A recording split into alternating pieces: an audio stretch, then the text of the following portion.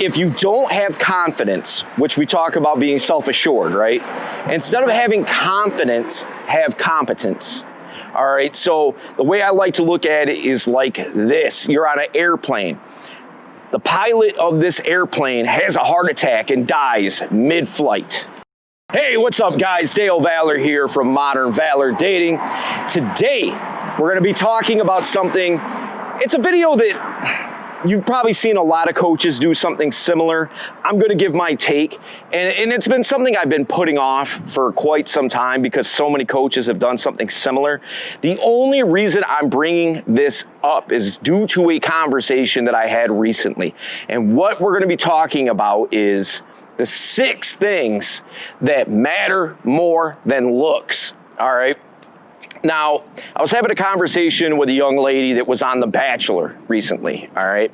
And a question had came up about, are there things that matter more than looks? And immediately she was like, yes, absolutely. And she started going into it a little bit. And I really liked her response because it's been a lot of the same things that I've been teaching for quite some time, you know? So we're gonna hop into it right now. Let's go. Number 1, how you carry yourself.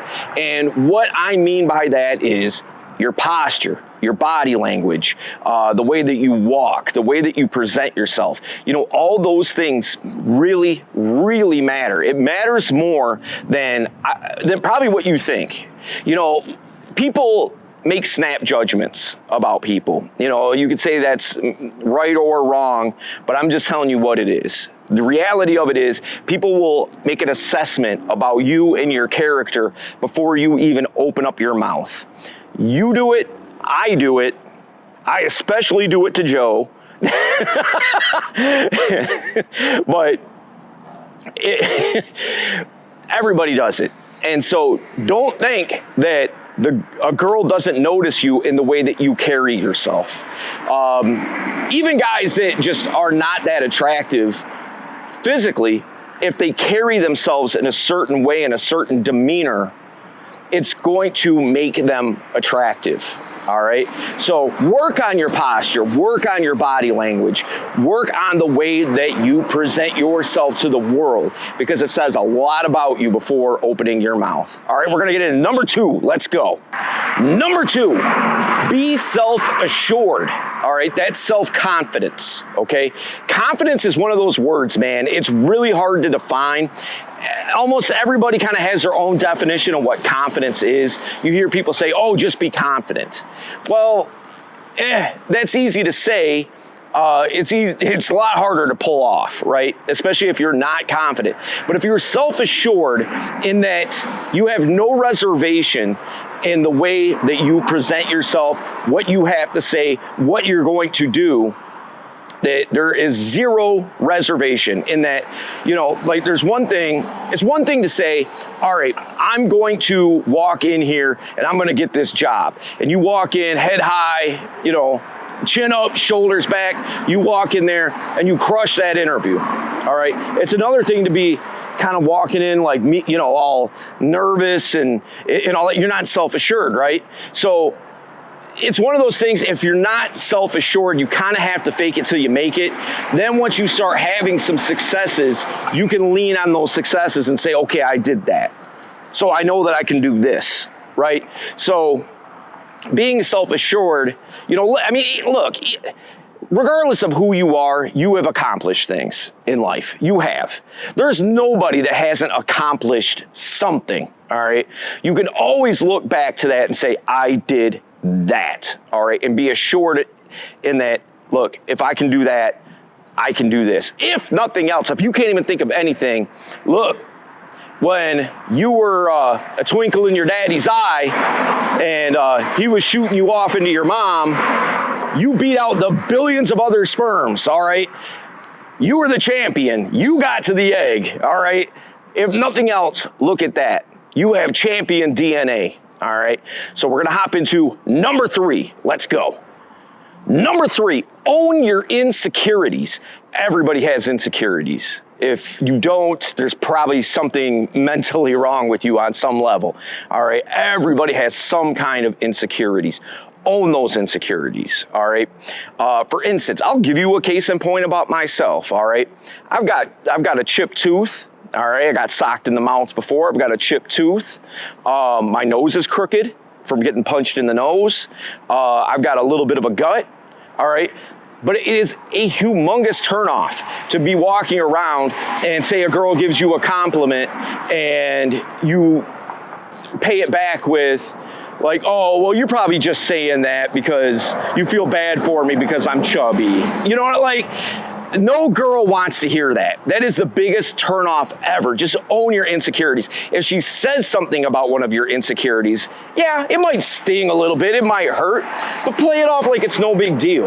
You know, like I've had a girl say something about one of my teeth being chipped and broke. All right, and I started to tell her how I got that chipped tooth, how I was protecting a girl from an abusive boyfriend, and I got in the middle of it, and dude socked me in the mouth, chipped my tooth, and then I went to town on the dude. All right, so that was, I took that DLV and flipped it on its head and made it a DHV. All right, so take those insecurities, make DHVs out of them if you need to. Don't worry about it. Again, everybody has insecurities, and likely she has 1,000 more insecurities than you do. All right, we're gonna hop into the next tip. Let's go. Number 4, competence. All right, I've said this analogy before. I'll say it again. All right, if you don't have confidence, which we talk about being self-assured, right? Instead of having confidence, have competence. All right, so the way I like to look at it is like this. You're on an airplane. The pilot of this airplane has a heart attack and dies mid-flight, okay? Well, the thing is that he's got a co-pilot sitting right next to him. Now, this co-pilot, he's had tons of flight training. He's flown airplanes before, but he's never been in a situation where he's had to land an airplane under a stressful situation, and he's never had passengers on the plane before. He's not very confident in himself. He's confident in his training, but he's not confident in himself, all right? Now, you got a guy that's sitting in coach. That guy jumps up, and he's like, I've got this. I've seen Top Gun 25 times. And he runs to the front of the plane, gets behind the controls. All the confidence in the world. What do you think is going to happen? That plane is going to fly right into the ground. Everybody's dead. All right. Now, if the co-pilot takes over, and again, never done this under a stressful situation, never, emergency landed a plane, especially with passengers on it. So he gets behind the controls. Odds are it's going to be just fine. He's going to land the plane, and next time something like that happens, he can look back and say, I did that. I can do it again. All right? So not only does he now have competence, but he has the confidence to go along with it. So look at it like this. Modern Valor Dating, the videos that we put out, all the content that we put out on all the social media platforms, the coaching that we do, all those things, that's your training. Rely on that. That's your competence. All right, we're gonna hop into tip number 5. Let's go. Tip number 5, being quick-witted. All right, now here's the thing about being quick-witted. It's, some people have it naturally and some people don't. If you don't, that is okay. It's a skill set that you can learn. When I mean quick-witted, I mean having a response. No matter what is being said to you, no matter what she says, you have a response. And if you don't have a response, you just have a look. A look that you can give her to kind of sum up what you're feeling or what you're thinking, So one of those things, whether you say something or you just give her a look, should be able to sum it up. And now you kind of have a verbal volley. Like think about like a volleyball game. The ball keeps going back and forth, back and forth, back and forth. Ultimately, You want to always one up. You always want to come out on top. You are unflappable. Nothing sticks to you. All right. One of the ways, well, I'll give you a couple ways actually, that you can learn to be quick-witted if you're not. One, watch stand-up comedy. Watch comedians.